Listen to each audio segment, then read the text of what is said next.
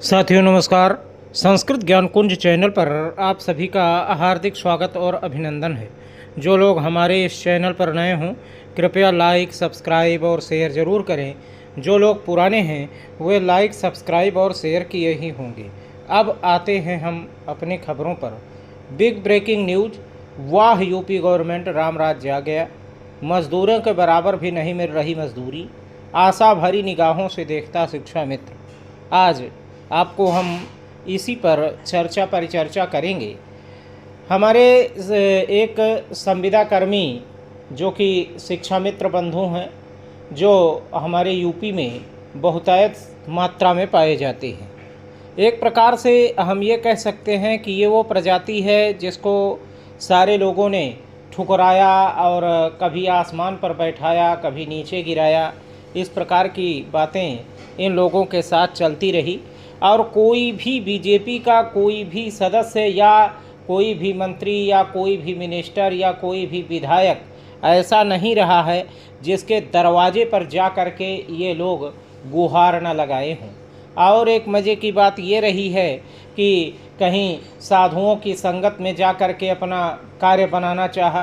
कहीं विभिन्न प्रकार के साधु लोग थे, कहीं राजू दास जी महाराज, कहीं एक जगत गुरु रामानुजाचार्य जी महाराज, राम भद्राचार्य जी महाराज इत्यादि के साथ जो है जा कर के लोगों ने चर्चाएं की और इसके बाद विभिन्न प्रकार के मंत्रियों से मिले, विभिन्न प्रकार के विधायकों से मिले, परंतु वही ढाक के दो पात ही नज़र आ रहे हैं। अभी भी किसी भी प्रकार से इन लोगों को कोई भी राहत मिलती नज़र नहीं दिखाई पड़ रही है। सभी के दरवाजे पर जा कर के गुहार लगाने वाली ये प्रजाति क्या वास्तव में ये कहीं अन्यत्र ग्रह से आई है? सोचना चाहिए, सरकार को भी समझना चाहिए। एक मज़दूर जिसकी मज़दूरी आज आपको हम बताना चाहेंगे कि शिक्षा मित्र यदि किसी काम को करवाने के लिए मज़दूर रखे तो वह मज़दूर 400 रुपये लेता है और शिक्षा मित्र पूरे दिन पढ़ाने का 333 रुपये पाता है। 67 रुपया अलग से देने की व्यवस्था करे, यह राम राज्य है। 7 साल से कोई मानदेय वृद्धि नहीं हुई है।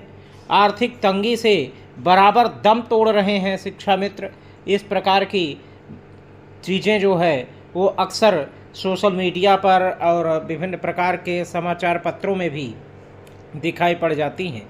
प्राथमिक विद्यालय नगला सहबाज ग्राम पंचायत बरबर ब्लॉक में कार्यरत शिक्षा मित्र राकेश सिकरवार खेरागढ़ निवासी ग्राम गढ़ीताल बरबर ने 48 वर्ष की उम्र में दिल्ली एम्स में इलाज के दौरान विगत सोमवार को इनकी मृत्यु हो गई थी। आज उत्तर प्रदेश प्राथमिक शिक्षा मित्र संघ के पदाधिकारियों ने ब्लॉक अध्यक्ष खेरागढ़ रणबीर सिंह सिकरवार के नेतृत्व में दिवंगत राकेश सिंह के शोक संतृप्त परिजनों से मिलकर संवेदना व्यक्त की है। आपको हम बताना चाहेंगे कि इस प्रकार की घटनाएं आए दिन हो रही हैं, परंतु सरकार ना मालूम क्या है कि सरकार इतनी हीला हवाली क्यों कर रही है।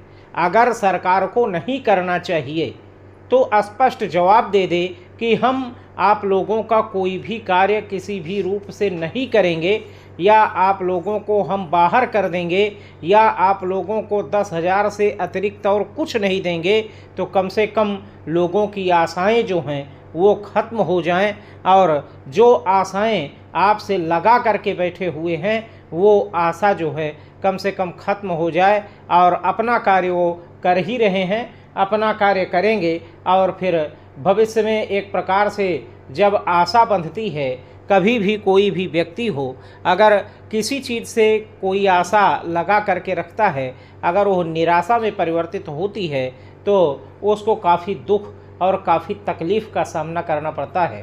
परंतु अगर आशा दिला करके और निराशा में परिवर्तित कर दिया जाए तो एक प्रकार से हतप्रभ हो जाता है, किंग कर्तव्य विमूढ़ हो जाता है। सरकार को इस बाबत सोचना भी चाहिए। परंतु देखा ये जा रहा है कि लोगों के चोंचले ज़रूर हैं। यही योगी जी जो कि मुख्यमंत्री नहीं हुआ करते थे, उस समय उन्होंने कहा था कि आप धार दीजिए, हम आपके साथ हैं। आपको जो है चूँकि आप प्राइमरी शिक्षा के रीढ़ रहे हैं, परंतु ये संत महाराज भी इस बात को भूल चुके हैं। इसी प्रकार से मोदी जी भी वाराणसी में उन्होंने कहा कि शिक्षा मित्रों की समस्या हमारी समस्या है। हम जो है शिक्षा मित्रों के साथ हिल मिल करके वो किसी भी प्रकार से अपना गलत कदम न उठाएं। हम यूपी गवर्नमेंट से मिल करके उससे बात करेंगे ताकि शिक्षा मित्रों को उनका हक, उनका सम्मान मिल सके। मोदी जी भी शांत हो गए। इस प्रकार की चीज़ें चलती रही और आज वही ढाक के तीन पात। परंतु देखा ये जा रहा है संगठन के कार्यकर्ता बराबर लोगों से मिल रहे हैं, आश्वासन पर आश्वासन मिल रहा है। अब देखिए ये आश्वासन कब तक कारगर होता है ये तो देखना होगा। परंतु आपको हम बताना चाहेंगे, अब एक बात और हम बता दें कि आप लोग इस प्रकार की कोई भी गलत गतिविधि या गलत बयानबाजी में आप न पड़िएगा।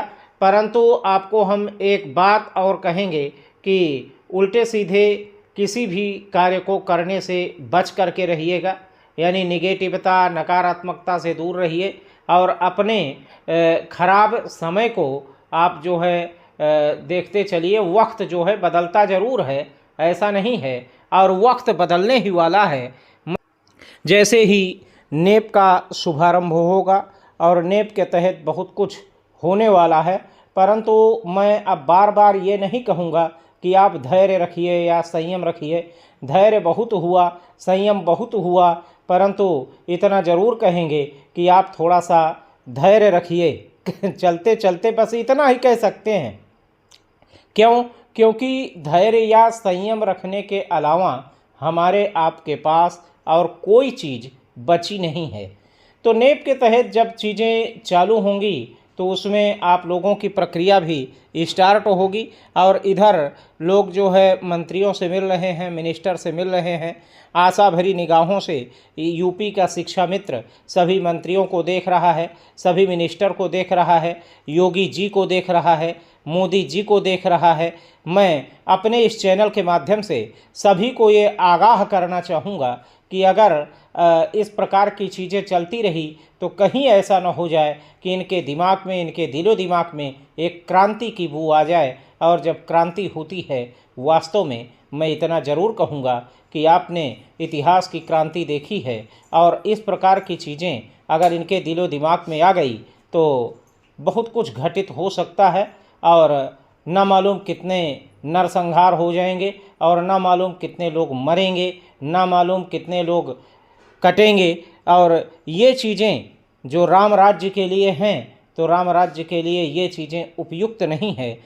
परंतु यूपी गवर्नमेंट राम राज्य का सगुफा लेकर के जगह जगह पर टहल रही है। अब देखना होगा कि वास्तव में इस राम राज्य में क्या शिक्षा मित्र को भी कुछ मिलता है, क्या अनुदेशकों को भी कुछ मिलता है, क्या यूपी टीईटी 2011 के लोगों को भी कुछ मिलता है, क्या प्रेरकों को कुछ मिलता है, क्या बेरोजगारों की समस्या सुलझती है। देखना होगा ये कैसा राम राज्य है। तो मिलते हैं अगले वीडियो में। बने रहें हमारे साथ संस्कृत ज्ञान कुंज चैनल पर। धन्यवाद, नमस्कार, जय हिंद।